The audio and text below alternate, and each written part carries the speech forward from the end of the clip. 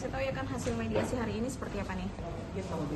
Ya, ini adalah hasil yang menyedihkan dan juga memalukan ya untuk seorang keluarga pesohor dengan menyatakan bahwa kesanggupannya hanya dengan cara mencicil selama 7 juta sebulan.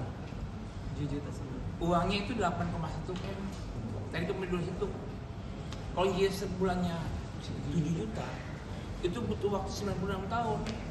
Kita semua udah pada mati. Gitu ya. Dan kita habis pikir itu bahwa hanya itu yang katanya kemarin bilang gembar-gembor dia punya niat baik ya, mau mengembalikan uang para korban, cuma sanggupnya cuma 7 juta sebulan. Masya Allah gitu kan. Ini bukannya nggak mampu ya, nggak mampu dan nggak pernah mikir bahwa nggak cuma uang korban yang hilang, tapi nyawa pada hilang. Ada berapa yang hilang, Bu? 9 orang. Ya. Jadi yang jelas kami sangat menyesalkan ya, menyesalkan tadi hasil sangat kecewa sekali. Ya, dengan gaya lagi mungkin coba buat proposal. Saya bilang, gue nggak perlu bikin proposal lagi sama lu. Udah jelas-jelas kok. Ya, kewajiban lu ada 8,1 M. Itu kan. Buat proposal apa lagi? Tadi dia mau bayar cuma sampai berapa? 600 juta. Katanya berdasarkan putusan pidana. Dia kayak orang bodoh aja gitu loh. Ini perkara perdata, bukan pidana. Gitu loh. Sampai ya nangis itu loh. Karena yang gak masuk akal, Bu. Gitu loh. Uang ini 48,1 M, nyicilnya cuma 1 juta sebulan. 1 juta. Butuh waktu 96 tahun sampai semua pada mati mungkin semuanya. Gitu kan. Bahkan anaknya pun yang masih bayi akan udah mati kalau 96 tahun. Coba, Bu. Ya, saya terus terang sebagai korban merasa sangat kecewa dengan pertemuan hari ini. Yang kami bayangkan, oh ya udah ada niat baik waktu pertemuan Maning yang kemarin mau menggantikan, ternyata ajuan proposal yang dia tujukan kepada kita, yaitu tadi dia di awal pertama dia akan membayar 100 juta, kemudian nanti dicicil per bulannya 7 juta dan maksimal 10 juta. Kalau sudah kami hitung-hitung 8,1 M tadi yang sudah disampaikan Kodi, itu perlu waktu 96 tahun. Saya bilang, saya sudah mati, siapa yang ngurus? Akhirnya nanti ya udah begitu aja, wassalam. Saya bilang, saya sangat kecewa dengan apa yang disampaikan oleh kuasa hukumnya. Oleh karena itu tadi dari kuasa hukumnya minta pendapat kita, ya udah kita fokus, kita tetap menuntut sejumlah 8,1 M dan kita memberikan tempo paling lambat adalah 1 tahun. Jadi 8,1 M dibagi 12 bulan, itu yang menjadi tuntutan kita. Ya, mudah-mudahan saya pun 1 tahun itu masih hidup, masih bisa mengurus. Karena tanggung jawab kami kepada keluarga, pada teman-teman para korban, ya, yang saat ini sangat menderita, sangat menderita sekali karena ulah dari apa yang Allah lakukan pada kita semua. Sudah menipu kita mentah-mentah dan sebagainya dan menghambur-hamburkan uang kita dalam jangka 2 tahun sudah habis sama dia. Kok dia mau nyicilnya 96 tahun? Kecuali kalau dia orang nggak mampu dan sebagainya, orang dia jompo, dia juga rumah nggak punya, motor dan sebagainya. Ini kan dia hidupnya aja masih hedon, gitu loh. Ya, sekali lagi saya namanya hutang itu dibawa mati sampai kapanpun. Dia hidupnya tidak akan berkah selama kita orang yang dijolimi ya tidak memaafkan dia. Ya, intinya hari ini pertemuan hari ini sangat-sangat sekali di luar prediksi kami dan sangat mengecewakan. Ya, kami berharap tadi dari pengadilan menyampaikan ini tawarannya, mudah-mudahan nanti 8 hari kemudian kita akan bertemu lagi, sudah ada kesepakatan yang minimal ya balance antara dari pihak kita dan pihak dia. Yang jelas tadi kita sudah menyampaikan apa yang menjadi tuntutan kita yang akan disampaikan oleh tim kuasa hukum Olivia kepada Olivia, yaitu bahwa uang sejumlah 8,1 M kita minta tempo cuma 1 tahun ya dicicil. Ya, silakan dibagi saja 8,1 M dibagi 12 bulan, kira-kira bisa dihitung aja berapa. Jadi nanti setelah 8 kali akan bertemu Iya, kembali. akan bertemu Mediasi lagi atau gimana, Bu? Ya, jadi gini, jadi 8 hari itu diberi waktu kesempatan untuk dia menjalankan apa yang kita minta. Kita minta bahwa kita minta oke, dicicil selama 1 tahun. setahun kejadian pertama itu tanggal 10 April gitu ya. Itu tenggang waktu 8 hari. Yang jelas tadi kami sangat kecewa ketika dari mereka bertanya, Bapak tahu gak tentang hukum hutang? Ya tahu gue, hutang itu bawa mati, apalagi. Tapi kalau kami sanggup,nya 7 juta, ya udah kalau 7 juta, ya gue pakai cara eksekusi, gitu kan? Dia tanya lagi, ya Bunia jangan diajak-ajak dong. Pak, sorry Pak ya, saya orang Islam, saya tahu hukum syariah, ya. Jadi kalau Bunia bilang, oh gue nggak punya kewajiban ya tanggung jawab ya, gue bilang ada, gitu. Jadi kalau tanya apa yang menista, ya tahu, nggak perlu gue omongin, gitu ya. Yang jelas tadi memang pertemuannya sangat menyedihkan, mengejekkan, dan memalukan, gitu ya. Menurut gue, gitu. Nggak bisa pikir bahwa orang yang pesohor, yang maksudnya harta banyak, itu cuma mau bayar 7 juta sebulan, gitu. Jadi yang bilang bahwa itu anak saya, bukan saya, gitu ya. Tetap aja, itu anak lo juga, gitu kan. Masa lo mau lepas tanggung jawab, gitu loh, ya. Jadi kau tanya, apa Bunia mau ditarik, ya tarik gue. Kenapa? Gue tahu hukum Islam, gitu. Jadi yang dibilang nggak ada hak untuk menarik, ada hak buat tariknya, gitu.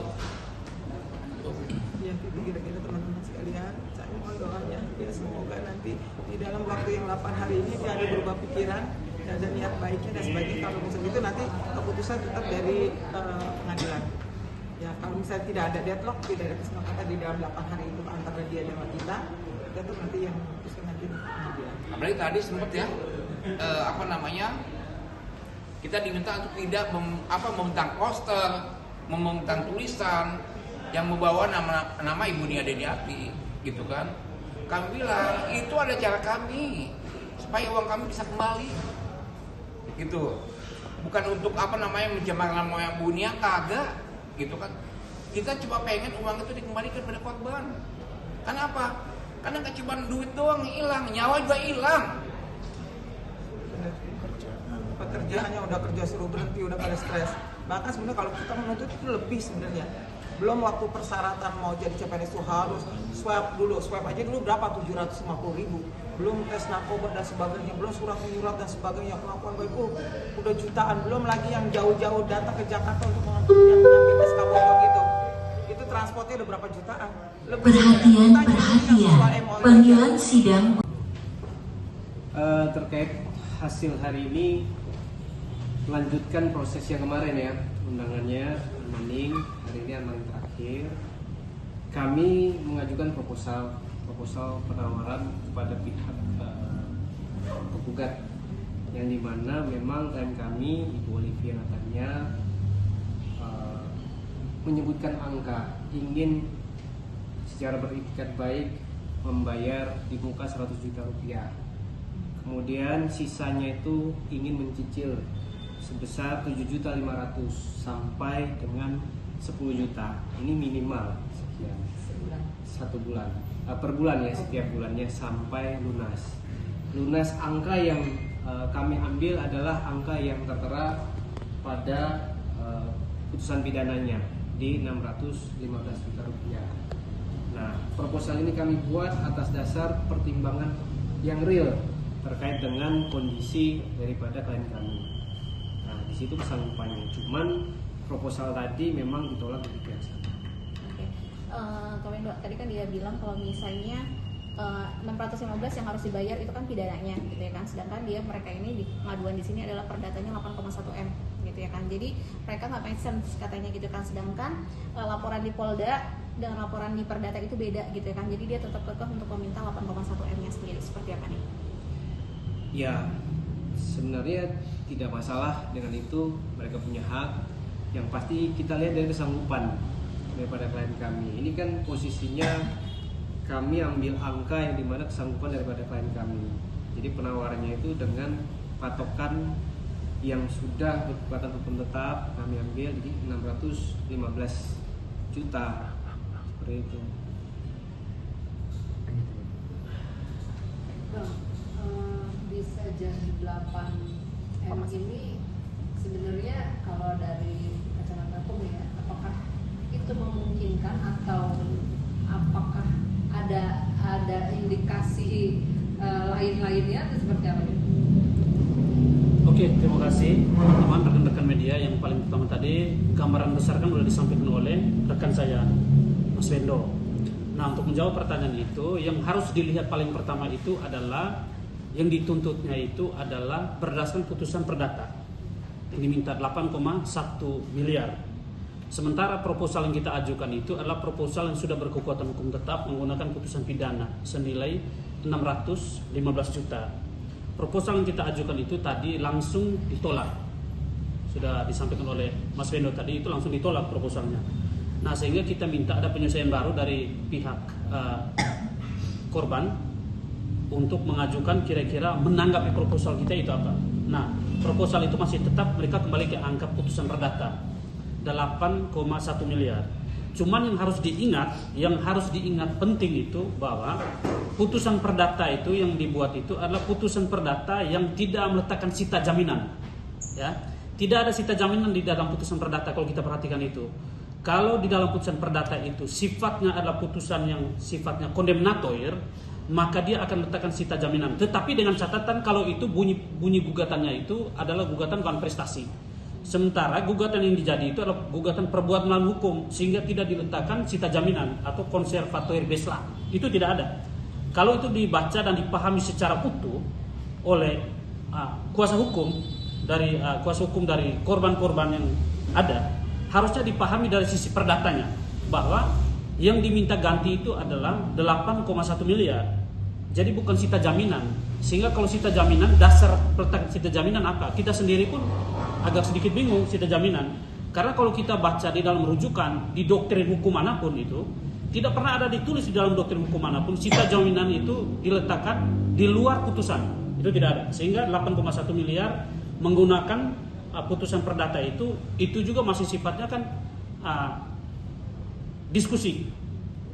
Karena tidak ada sita jaminan, yang ada adalah uang mengganti.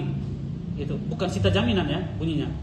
Sehingga frame yang dibangun oleh lawyer dari pihak sebelah bahwa itu sita jaminan itu salah. Itu salah secara bahasa hukumnya itu tidak tepat. Tetapi mengganti 8,1 miliar bukan sita jaminan karena tidak diletakkan sita jaminan terhadap aset apapun di dalam bunyi putusan. Jadi kita menggunakan isi putusannya, bukan menggunakan asumsi atau argumentasi di luar proses peradilan, apalagi di luar putusan. Itu tidak ada. Berarti OI mampunya hanya 615 juta ya Bang, sesuai dengan putusan pidana waktu itu. Iya, jadi yang kalau kita pakai itu Ibu OI Olivia itu menggunakan putusan pidana yang 615, sehingga proposal yang kita ajukan itu basicnya itu 615. Tapi dari mereka tadi juga mereka minta 8,1 itu dibayarkan Setahun. Dan tanggal 10 April besok harus sudah dibayarkan di cicilan pertamanya. Ya, namanya permintaan ini kan tidak bisa kita bilang tidak. Namanya permintaan. Cuman prinsip dasar dari utang itu apa? Prinsip dasar dari utang harus dipahami oleh teman-teman, oleh rekan-rekan maupun lebih khusus pada rekan-rekan sejawat kami itu adalah utang itu adalah membayar sesuatu yang berdasarkan kemampuan. Tidak mungkin kita membayar sesuatu di luar kemampuan kita. Itu sehingga usulan tadi, tanggapan proposal itu yang diberikan tadi akan sifatnya kita diskusi lagi dengan Ibu Olive. Nanti akan jawaban seperti apa nanti coba kita sampaikan lagi. Pas ini permintaannya atau bagaimana ya, pengajuan ulang lagi atau bagaimana? Kalau kita bilang kalau misalnya tidak terpenuhi atau permintaan itu tidak dipenuhi, kan posisi legalnya standingnya bukan di kita, standing kan di pihak sebelah. Kalau misalkan yang kita ajukan itu adalah sebesar 615 berdasarkan putusan pidana, ya kan? Dari sebelah minta 8,1. Nah, apabila 8,1 tidak terpenuhi, maka opsi atau langkah hukum itu bukan di kita. Opsi atau langkah hukum adanya di pihak sebelah. Ya, kalau kita sifat kita ya kita defense, bertahan dan menunggu seperti apa. Wait and see lah. Gitu. Kita wait and see.